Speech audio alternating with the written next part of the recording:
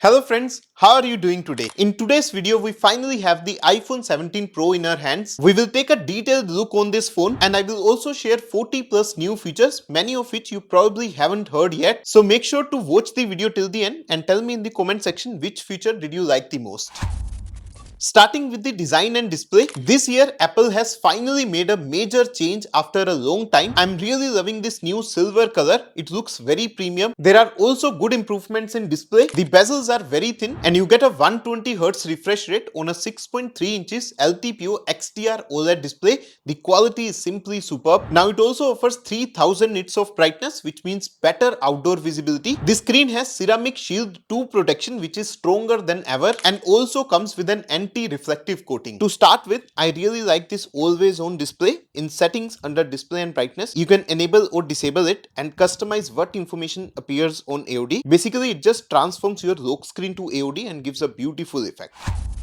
Another big change this year is this new iOS 26. This new liquid glass animations are looking very good. They are giving a very modern and smooth feel to the UI. There are a few minor bugs that I have noticed, like occasional app crashes, but I'm sure these should be fixed in future updates. Animations in general now feel much smoother. When you open or close this notification panel, there is a beautiful glass effect on the background and icons. And of course, you keep receiving iOS updates on all iPhones, so that is not at all a problem. To start with the UI, I'll again talk about this glass animations. These look very amazing. When you scroll the notification panel or you open a group, even in the dialer when you scroll through the options. And I also really like this new wallpaper, which is specially made for Pro series and it is looking very good. And the best thing about this wallpaper is it pairs perfectly with the AOD. The animation that you get is amazing. You can also customize your lock screen much easily now. In the wallpaper settings, you can resize or change the weight of the cloak. You can change its color or even layer it behind the subjects in your wallpaper for a better 3D look. There is also a new extended wallpaper option that allows you to stretch wallpaper vertically. So if the original photo isn't tall enough, the phone automatically extends it. And then here is the best part. The cloak can dynamically resize smoothly when you are receiving notifications or you scroll through the notifications. Now coming to the home screen, you can customize app icons too. You can long press on home screen, click customize. Here you can pick between default, dark or clear modes for the icons. You can apply a tint or even resize the icons. When you enlarge them, the app name disappears, giving them a clean look. A new feature in iOS 26 which I really love is individual snooze times for each alarm. For example, for a morning alarm, you can set a 10 minutes or 15 minutes snooze time, while for an important reminder, let's say there is a phone sale, you need to order it at 12, you can set the snooze time to 1 minute or 2 minutes so you absolutely don't miss it. Now, if you use CarPlay, its interface has also been redesigned with the same new glass style UI. You can now even add widgets to the side panel and customize which ones you want to enable. You can even add widgets to the side panel. You need to go to settings and then CarPlay and you can customize which ones you want to enable or disable. There is a new preview app as well, which is useful for handling documents. You can view, scan and even create new documents or images and save them easily. In accessibility settings, there is a new amazing head tracking feature. You can control your phone using facial movements. For example, I have set it to open the camera automatically when I open my mouth and it works surprisingly fast and accurately. You can also lock or hide apps if you want with Face ID. Just long press on any app, choose require Face ID and it will lock the app. If you choose hide and require Face ID, it disappears completely from your app drawer. It can then only be accessed in this group and after using your Face ID or password verification. Another cool feature is back tap. Basically, you can double or triple tap on the back of your phone to perform different actions. Like I have set this double tap to open the camera and it works flawlessly.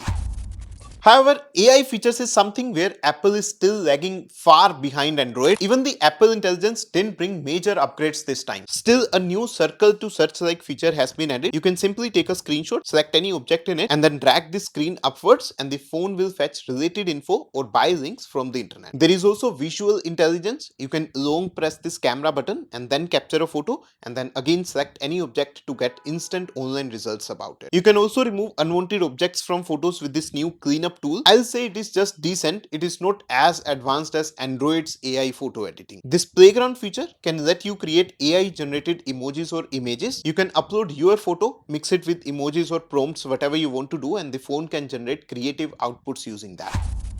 Another big change this year is the cameras. The quality has improved drastically this year. Whether it's ultra wide, primary or 4x telephoto shots, all images come out to be very detailed. Even the front camera has improved a lot from last year. The primary camera can now shoot at 4K 120 fps and all others can shoot at 4K 60 fps. You can record Pro RAW photos or HDR videos as well. This new camera UI also has a glass design. There is a new dual capture feature allowing simultaneous recordings from front and rear cameras. You can even reposition this front view window. And the biggest change, the front camera now uses a square sensor, enabling wider shots, and more importantly, you can now capture landscape mode photos or videos even while holding the phone vertically. The center stage feature is here as well. It auto zooms depending on how many people are there in the frame. If there are more people, you get a wider view. If there are less people, then it zooms in automatically. You can also use this slow motion feature to capture slow motion videos, or you can just directly capture a video at 4K 120 fps or higher refresh rate, and then you can go to the settings of the video and you can slow down the video as you want. And one thing to note is, if you want to capture raw photos or ProRes videos, it does not do it by default. You have to go to settings, camera, formats, and here you can enable Pro RAW or ProRes video settings. Battery life is also improved this year. This time it is a 4000 mAh battery which can last longer than before. It also supports 40 watt wired fast charging now, and you can also use up to 30 watt of wireless charging via MagSafe. Another new thing I noticed is, if you go to your lock screen when your phone is charging, it shows an estimate of how long it is going to take to charge your phone till 80%. Performance and network quality have improved significantly this year as well. Apple claims that they have used better network hardware this time. So far, I have not faced any network issues. Performance wise, it is powered by the new A19 Pro Bionic chip. I tested the Antutu score and it came close to 2.3 millions. It supports 13 5G bands, has Wi-Fi 7 and Bluetooth 6. Now, of course, with this new powerful chip, gaming is incredible. If you want to play BGMI, you'll get smooth plus 120 FPS support. I have already played a bunch of games on this phone. The experience is top notch thanks to 120 fps and excellent touch response. And one thing that I also want to highlight, the dialer UI has changed completely. If you go into calls and tap the 3 bars on the top, you'll see 2 options. The classic one shows you 5 different buttons below, but there is no search option in this one, which I don't like much. Personally, I prefer the unified option, which has a search option on the side and it is very convenient to use. There is also a new feature for calls, that is Hold Assistant. Basically, it can help you if someone puts you on hold, but you have to enable it by going to settings, apps, scroll down to find hold assist detection, and you have to enable it.